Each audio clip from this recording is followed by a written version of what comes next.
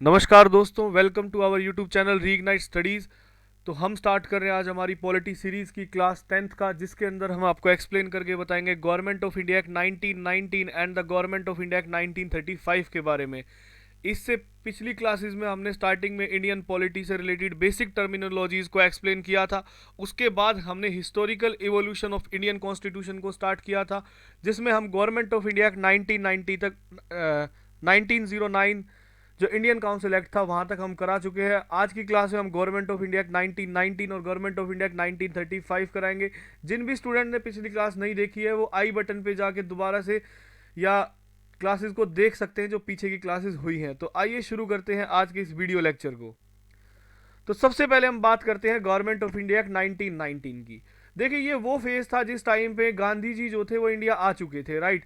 Gandhi ji India आ चुके थे और कंट्री के अंदर एक अलग ही पॉलिटिकल डिसेंट्रलाइज हो रहा था अगेंस्ट द ब्रिटिशर्स। तो ब्रिटिशर्स ने अगस्त 1970s में 1917 में कहा कि हम एक नया एक्ट लेके आएंगे जिसमें आपके लिए बहुत सारी चीज़ें होंगी, एक लोक लुभावने वादे किए गए, परंतु ऐसा कुछ था नहीं। इस अगस्त 1917 पे जो डिक्लेरेशन किया था ब्रिटिशर्स ने, उसको अगस्त डिक्लेरेशन बोला गया। या आप हिस्ट्री में पढ़ते भी होंगे अगस्त डिक्लेरेशन के बारे में, राइट। पर आज हमारा मेन कंसर्न है पॉलिटी के रिगार्डिंग कि गवर्नमेंट ऑफ इंडिया एक्ट 1919 के क्या मेजर फीचर्स थे जो एग्जाम पर्सपेक्टिव से इंपॉर्टेंट है। तो सबसे पहला पॉइंट यही है कि it is known as Montagu Chelmsford reform. इसको मॉन्टेग्यू चेम्सफोर्ड रिफॉर्म बोला गया या फिर मॉन्टफोर्ड रिफॉर्म बोला गया। जैसे हमने लास्ट इंडियन काउंसिल एक्ट 1909 को देखा था, जिसके अंदर जो है उस एक्ट को मॉर्ले मिंटो रिफॉर्म्स बोला गया था, वैसे ही इस एक्ट को भी मॉन्टेग्यू चेम्सफोर्ड रिफॉर्म बोला गया। मॉन्टेग्यू उस टाइम पे सेक्रेटरी ऑफ स्टेट थे and Chelmsford was the viceroy of India at that time, right. तो फर्स्ट हम इसमें पढ़ते हैं लोकल बॉडीज के अंदर क्या चेंज हुआ। तो लोकल बॉडीज के अंदर पॉपुलर कंट्रोल को मेंटेन रखा गया। पॉपुलर कंट्रोल से मेरा मतलब है कि लोकल्स का ही कंट्रोल था लोकल बॉडीज पे, राइट। उसके बाद दे इंट्रोड्यूस डायरकी। डायरकी को इंट्रोड्यूस किया गया फॉर द फर्स्ट टाइम। पहली बार सब्जेक्ट्स को डिवाइड किया गया प्रोविंशियल और सेंट्रल सब्जेक्ट्स में। अब डायरकी को इंट्रोड्यूस कहाँ किया गया, सेंटर में या प्रोविंसीज में। तो आप ये याद रखना, डायरकी को 1919 के एक्ट से इसको इंट्रोड्यूस किया गया था प्रोविंसीज में। सबसे पहले प्रोविंसीज के अंदर इंट्रोड्यूस किया गया था डायरकी को। अब डायरकी थी क्या? डायरकी से मतलब होता है एक ऐसा सिस्टम आया था, इसका मैं एग्जांपल देके आपको बताऊंगा। पहले आप ये समझिए डायरकी है क्या।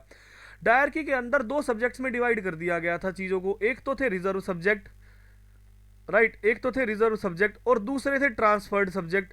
अब रिजर्व सब्जेक्ट कौन से होते थे? इसके अंदर जो रिजर्व सब्जेक्ट के अंदर जो पावर्स थी वो legislate lies with the governor and his executive council. Governor और उनकी एग्जीक्यूटिव काउंसिल के पास इसकी पावर थी, यानी कि इसमें लेजिस्लेटिव काउंसिल का कोई रोल नहीं था। अगर एक उदाहरण के तौर पे मैं आपको बताऊं, दिल्ली का एग्जांपल आप लेके चलो, तो दिल्ली के अंदर land labour land public order sorry land public order और पुलिस, लैंड पब्लिक ऑर्डर और पुलिस, ये तीनों जो है एलजी के अंदर है, लेफ्टिनेंट गवर्नर के अंडर है। Land public order and police, ये तीनों एलजी के अंडर आती हैं, ये चीजें दिल्ली के अंदर, राइट। और बाकी चीजें किसके अंडर है? वो गवर्नमेंट ऑफ दिल्ली के अंदर है, जो पॉपुलर इलेक्टेड गवर्नमेंट है। फॉर एग्जांपल मैं वाटर का एग्जांपल लेता हूं। वाटर जो है वो दिल्ली गवर्नमेंट के अंडर है। अगर दिल्ली गवर्नमेंट को वाटर पे डिसीजन लेना है तो लेफ्टिनेंट गवर्नर की मंजूरी भी चाहिए और कैबिनेट से भी पास कराना है, राइट। बट अगर लेफ्टिनेंट गवर्नर को पब्लिक ऑर्डर पे कुछ करना है तो वो खुद से कर सकते हैं, उनको जरूरी नहीं काउंसिल की जो लेजिस्लेटिव काउंसिल है उसका वो एसेंट ले या ना ले, ठीक है। तो ये चीजें होती थी। सेम इसमें था कि रिजर्व सब्जेक्ट में जो चीजें थी वहां पे गवर्नर और उनकी एग्जीक्यूटिव काउंसिल, लेजिस्लेटिव नहीं एग्जीक्यूटिव काउंसिल ही डिसीजन ले सकते थे, उनके पास पावर्स थी। इंपॉर्टेंट सब्जेक्ट को जो है ना वो रिजर्व लिस्ट में डाला गया था।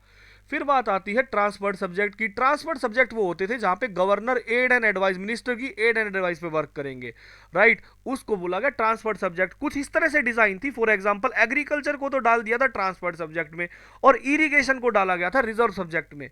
तो इसी वजह से डायरकी की तरह से फेलियर था। एक पॉइंट बताया है। इस लेक्चर के बाद हम जो नेक्स्ट क्लास होगी उसके अंदर जितने एक्ट हमने पढ़े हैं उनके मेंस पर्सपेक्टिव से क्या चीजें इंपॉर्टेंट है हम उसको डिटेल में स्टडी करेंगे। तो उसमें मैं आपको बताऊंगा डायरकी के अंदर क्या प्रॉब्लम्स थी। फिर आता है fifth point, it introduce for the first time by cameralism. इस एक्ट ने पहली बार बाई कैमरलिज्म, बाई कैमरलिज्म का मतलब होता है द्विसदनीय व्यवस्था, जिसमें पार्लियामेंट के अंदर दो सदन होते हैं, एक upper house and lower house. Right. तो it introduce for the first time by cameralism and direct election in the country. हमने पढ़ा था 1992 के एक्ट से इनडायरेक्ट इलेक्शंस आए थे, पर वर्ड इलेक्शन मेंशन नहीं था। पर गवर्नमेंट ऑफ इंडिया एक्ट 1919 से डायरेक्ट इलेक्शन आए हैं, कंट्री के अंदर इंट्रोड्यूस हुए थे। दस the Indian legislative council was replaced by by cameral legislature. अब इंडियन लेजिस्लेटिव काउंसिल को रिप्लेस करके एक बाई कैमरल लेजिस्लेचर आ गई थी सेंटर में, राइट। फिर जो 6 मेंबर होते थे वायसराय की एग्जीक्यूटिव काउंसिल में, उसमें से 3 को इंडियन बोल दिया गया। 3 out of 6 member were to be Indians in the viceroy executive council except commander in chief. Army chief को छोड़ के बाकी सबको बाकी 3 लोगों को बोल दिया था कि वो इंडियंस हो सकते हैं। उसके बाद नेक्स्ट इंपॉर्टेंट पॉइंट है, देखो ये पेपर में बहुत बार पूछा गया है, आपसे डायरेक्ट पूछ लिया जाता है कि 6 को जो है वो सेपरेट इलेक्टोरेट किस एक्ट से मिला था, या वुमेन्स के बारे में ज्यादातर आता है पेपर के अंदर। पर ये याद रखना, गवर्नमेंट ऑफ इंडिया एक्ट 1919 ने जो कम्युनल इलेक्टोरेट या सेपरेट इलेक्टोरेट का जो कंसेप्ट था उसको एक्सटेंड करके 6 को दे दिया था, इंडियन क्रिश्चियंस को दे दिया था, एंग्लो इंडियंस को और यूरोपियंस को। इनके तरफ भी अब सेपरेट इलेक्टोरेट आ चुका था, इसमें वुमेन्स या डिप्रेस्ड क्लास को नहीं दिया गया, ये चीज याद रखें आप। फिर नेक्स्ट पॉइंट है, इन्होंने एक नया ऑफिस क्रिएट किया, high commissioner for India. High commissioner for India, ये ऑफिस कहां था? इंडिया में नहीं था, ये ऑफिस लंदन में था। और इसकी क्या पावर्स थी? कुछ जो पावर सेक्रेटरी ऑफ स्टेट की होती थी ना, वो पावर्स इसको ट्रांसफर कर दी थी हाई कमिश्नर ऑफ इंडिया को, सेक्रेटरी ऑफ स्टेट की, राइट।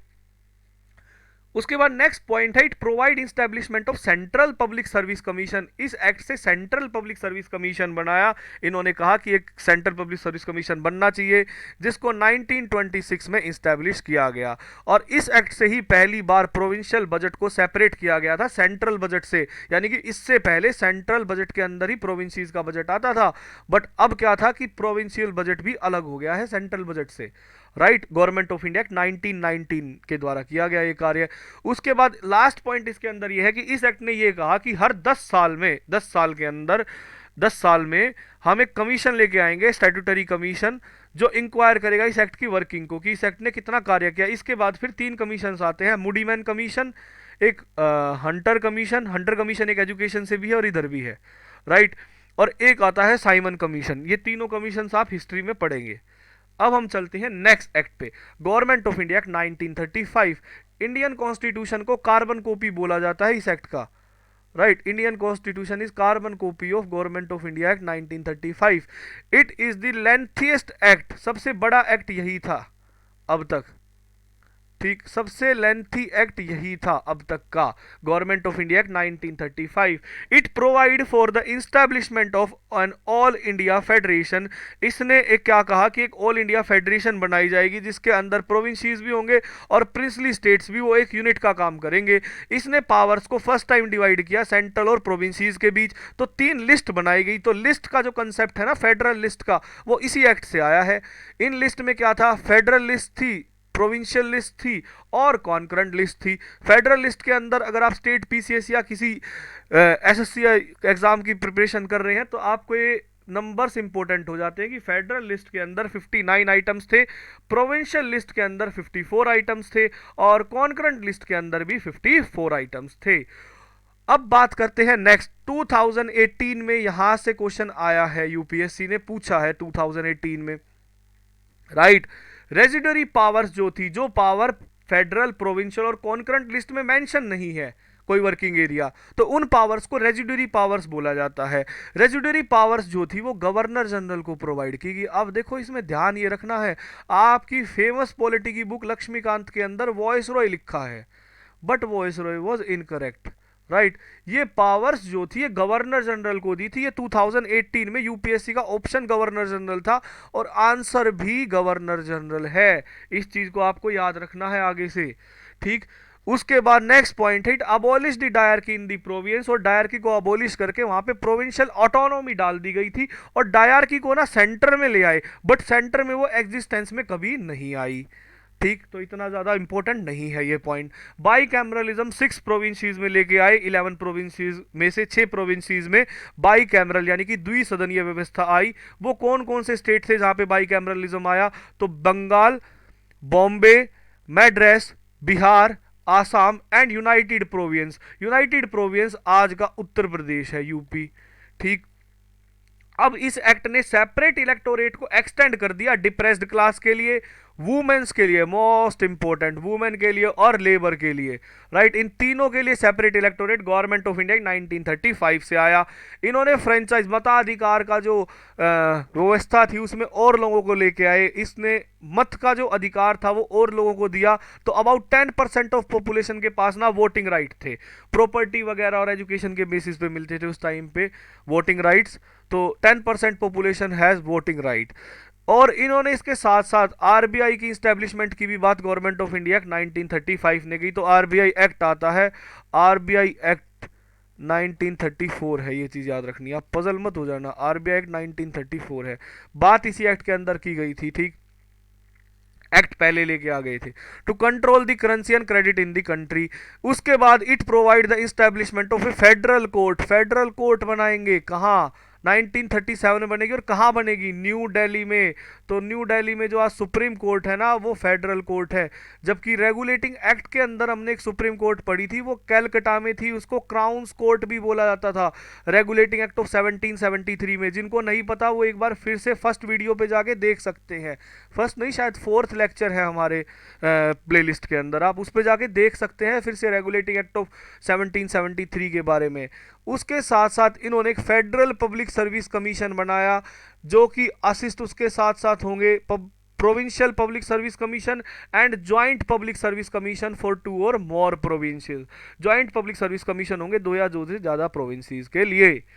तो आज की इस क्लास में बस इतना ही कराएंगे। ये नोट्स आपको हमारे Telegram handle reignite HCS, REI spelling लिख लीजिए, REIGNITE, रीइग्नाइट HCS, जब आप टेलीग्राम पे सर्च करेंगे @रीइग्नाइट HCS तो आपको हमारा चैनल मिल जाएगा, वहाँ से आपकी आज की क्लास के जो नोट्स हैं वो डाउनलोड कर सकते हैं। फिर रीइग्नाइट UPSC दोनों ही हमारे चैनल हैं, या आप हमें मेल कर दीजिए, मेल पे भी आपको भेज दिया जाएगा, मेल आपको डिस्क्रिप्शन बॉक्स में मिल जाएगी। और इसके साथ साथ टेलीग्राम हैंडल का लिंक भी आपको डिस्क्रिप्शन बॉक्स में होगा, या आप वेबसाइट से जाके भी नोट्स डाउनलोड कर सकते हैं, वेबसाइट का लिंक भी आपको डिस्क्रिप्शन बॉक्स में मिलेगा। अगर आपको वीडियो अच्छी लगी हो तो प्लीज़ लाइक, सब्सक्राइब और शेयर ज़रूर करें, और आने वाले पॉलिटी वीडियोस के लिए अपडेट के लिए आप प्लीज़ बेल आइकन को ज़रूर प्रेस करें। Thank you very much.